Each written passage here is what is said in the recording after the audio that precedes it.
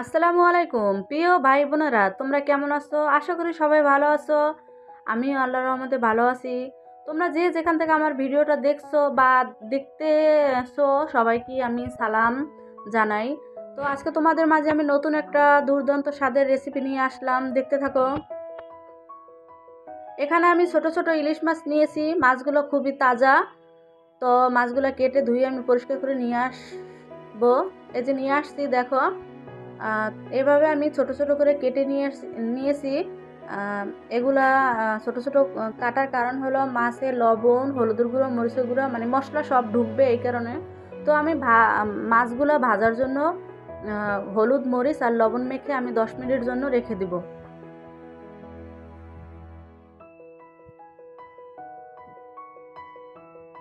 আমি কিভাবে তরকারি রান্না করি, মাছ রান্না করি, সবই তোমাদের মাঝে শেয়ার করি। আর তোমরাও মোটামুটি সবাই আল্লাহর রহমতে পছন্দ করো। তোমরা দেখতে থাকো আমি কিভাবে রান্না করি। একবারে বাসার উপকরণ, কোনো আবল তাবল মশলাপাতি না। তো তোমরা দেখো।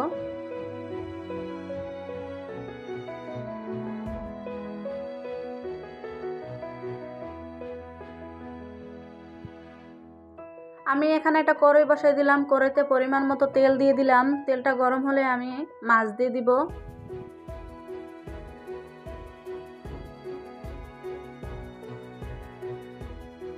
আমার তেল গরম হয়ে গেছে, আমি এখন মানে অল্প অল্প করে মাছ ভেজে নিব, বেশি দিব না। বেশি মাছ দিলে একবার চাপাচাপিতে ভেঙে যাবে। আমার মাছগুলো ভাজা হয়ে গেছে, এখন আমি উঠাই নিব। আমি বেশি মানে একদম লাল লাল করে ভাজবো না, কারণ মাছগুলো আমি আলু আর টমেটো দিয়ে রান্না করব। এই জন্য বেশি ভাজলে খেতে স্বাদ লাগবে না, শক্ত শক্ত লাগবে। তো আমি বাকি মাছগুলো ভেজে নিব এভাবেই। তোমরা চাইলে মাছগুলো পিস করতে পারো, তবে আমি পিস করি নি। মাছগুলো একবারে ছোটও না, আবার বেশি বড়ও না। আমি এখানে মাছগুলো ভাজা হয়ে গেছে, এখন আমি পরিমাণ মতো পেঁয়াজ কুচি আর কাঁচামরিচ দিয়ে দিলাম। এখন পেঁয়াজগুলো আমি ভালো করে ভেজে নিব।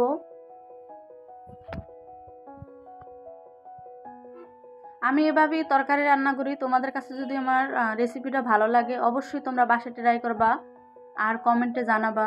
তো আমার পেঁয়াজগুলা হালকা লাল লাল করে ভাজা হয়ে গেছে। বেশি লাল লাল করতে যাব না, তাহলে তরকারি কালারটা নষ্ট হয়ে যাবে। তো এখানে আমি ধনিয়ার গুঁড়ো দিলাম 1 চামচ, আর হলুদ মরিচ দিয়ে দিব। দেখো তোমরা আমি কতটুকু দিলাম। ঝালের ব্যালেন্সটা একবারে তোমাদের মতো রাখবা, তোমরা যেরকম খাইবা ওইরকমই দিবা। তো হলুদ মরিচ কষানোর জন্য একটু পানি দিয়ে দিব। তোমরা আমার কথায় কিছু মনে করো না, কারণ আমরা গ্রামের মানুষ। গ্রামের ভাষায় একটু কথা বলতে খুব ভালো লাগে। যতই মানে শুদ্ধ বা যাই বলি, কমফোর্টেবল মনে হয় না। তো এখানে আমি স্বাদ মতো লবণ দিয়ে দিলাম। হলুদ মরিচ ভালো করে কষানো হয়ে গেছে, আমি এখন দিয়ে দেবো কেটে ধুয়ে রাখা আলু। তোমরা অন্য সবজি দিয়েও ইলিশ মাছ রান্না করতে পারো, কারণ শীতকালীন বিভিন্ন সবজি উঠছে। তো সব সবজি দিয়ে ইলিশ মাছ খেতে কিন্তু ভালোই লাগে। তো আমার আলুগুলো কষানো হয়ে গেছে, এখন পরিমাণ মতো আমি ঝোল দিয়ে দিব।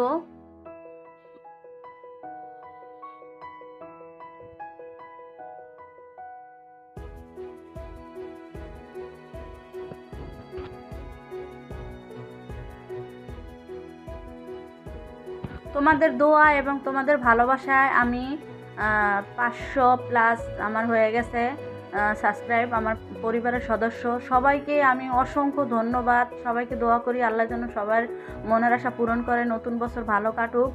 তো আমি এখন এখানে টমেটো দিয়ে দেবো।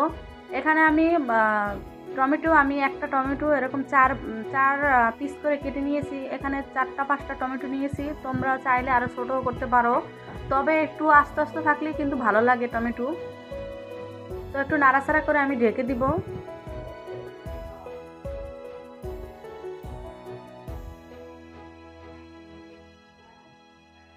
আমার তরকারিটা অনেকটাই বলক আসছে, আর আলু টমেটো ভালো সেদ্ধ হয়েছে। এখন আমি ভেজে রাখা মাছগুলো দিয়ে দিব।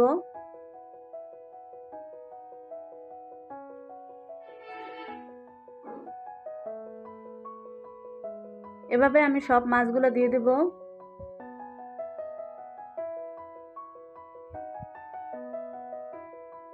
আমার তরকারি কালারটা এবং আমার তরকারি রান্না কেমন হয় বা ভুল হয় বা যেরকম হয় তোমরা অবশ্যই আমাকে কমেন্টে জানাবে।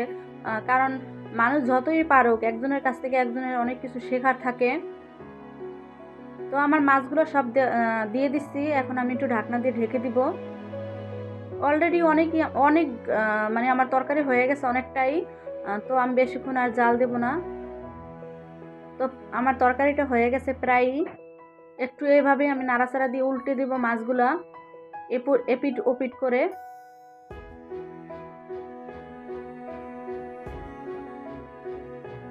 আমার তরকারিটা হয়ে গেছে। এখন আমি ধনিয়া পাতা দিয়ে নামিয়ে নিব। ধনিয়া পাতা দিয়ে মাত্র 1 থেকে মানে 1.5 মিনিট আমি মানে ঢাকনা ছাড়া জাল দিয়ে নেব, কারণ ধনিয়া পাতা বেশি জাল দিলে ধনিয়া পাতা দিয়ে তরকারি তাহলে কালারটা নষ্ট হয়ে যায়। তোমরা দেখো আমার তরকারি কালারটা কেমন হয়েছে। আমি একটু ঝোলও রেখেছি, কিন্তু খেতে খুব দুর্দান্ত হয়েছে। বাসার সবাই খেয়ে অনেক প্রশংসা করেছে। আর আমি খাবার পরেই মানে ভয়েস দিলাম ভিডিওতে। তোমরা আমার তরকারিটা কেমন হয়েছে অবশ্যই কমেন্টে জানাবে। আর সাবস্ক্রাইব করবে, বেশি বেশি শেয়ার করবে তোমাদের সবার সাথে। আর আমার ভিডিওটা সবার কাছে পৌঁছে দিবে। আর আমার এরকম নিত্য নতুন রেসিপি পেতে অবশ্যই আমার চ্যানেলটাকে সাবস্ক্রাইব করে রাখবে।